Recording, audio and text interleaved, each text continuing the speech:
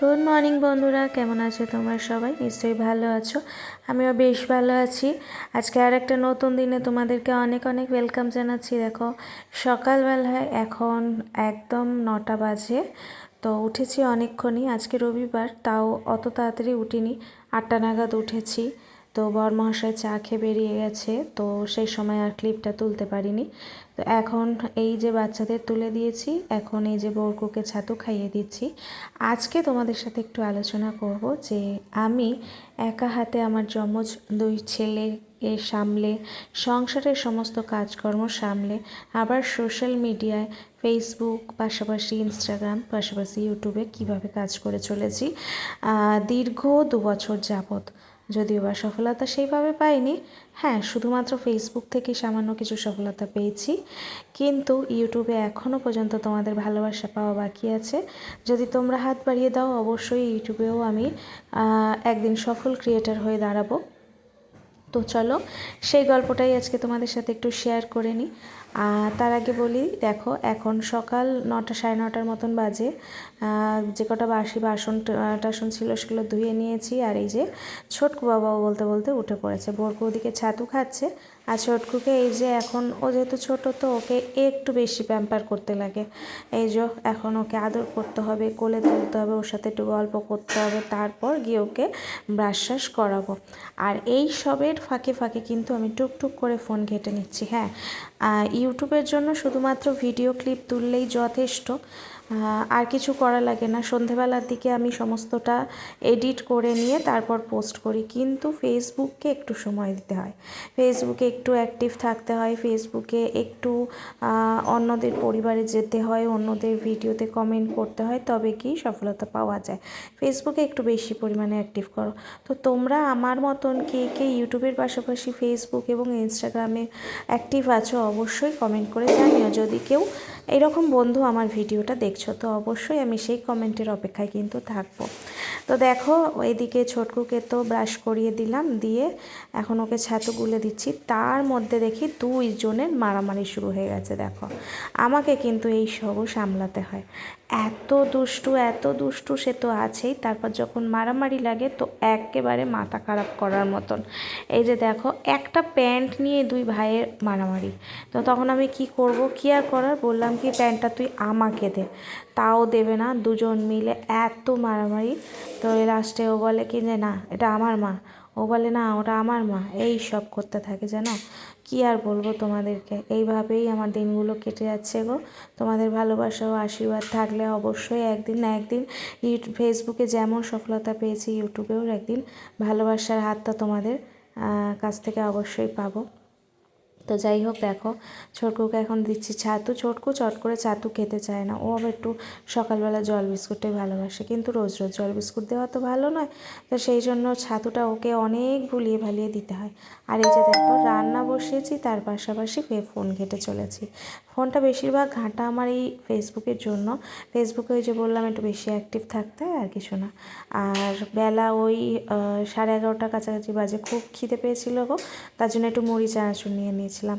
খাওয়া দাওয়া সেরে এই যে দেখো এখন বিছানা গুছাতে চলে এলাম। বিছানার এই আমার মশারিটা এত অস্বস্তি লাগে ভাঁজ করতে, কি আর বলবো। তো এই মশারিটা যাই হোক ভাঁজ টাজ করে নিলাম, নিয়ে এটাকে এখন জায়গা মতন তুলে রেখে দিয়ে আসতে হবে। এটাকে কিন্তু একদম ওপর পজিশানে রাখতে হবে, জানো তো, নিচে রাখলে কিন্তু আমার বাবুটা দেবে ছিঁড়ে। তো যাই হোক, বিছানার মধ্যে যে কটা জামা কাপড় ছিল সেগুলো জায়গা মতন রেখে এখন বিছানাটাকে ভালো করে পরিষ্কার করে নেব। তো দেখো, সত্যি কথা বলতে কি, আমি ফেসবুক, ইউটিউব বা ইনস্টাগ্রাম সবটাই করি। ইনস্টাগ্রামেও মোটামুটি একটু নাম করেছি, কিন্তু ফেসবুকে একটু বেশি। ফেসবুকে এই নিয়ে টোটাল আমার 6টা পেমেন্ট তোলা আর কি। ইউটিউব জানি না আমাকে কবে সফলতা দেবে। তো যাই হোক, দেখো এইদিকে তো বিছানাটা গুছিয়ে নিলাম সুন্দর করে, কিন্তু কথা হচ্ছে কি যে এই যে ইউটিউব, ফেসবুক, ইনস্টাগ্রাম সবটাই করার পাশাপাশি আমরা মেয়েরা, এখনকার মেয়েরা, আমাদেরকে কিন্তু ঘর সংসারটাও সামলাতে হয় সমান তালে। আর এইদিকে দেখো, আজকে যেহেতু রবিবার, তো রবিবার দিন চিকেনটা ভালো করে কষিয়ে ধুয়ে নিয়েছি। ধুয়ে আমার কিন্তু এখনও পর্যন্ত দেখো ঘরের কাজ ভীষণভাবে এলোমেলো, যেহেতু সব কিছু একা হাতে করতে হয়। আমি অনেক ক্রিয়েটারদেরকে দেখি, তারা খুব সুন্দর সুন্দর ভিডিও বানায়, ঘর সুন্দর করে গোছানোর, পরিপাটি করে একদম টাইম টু টাইম সমস্ত কিছু করার।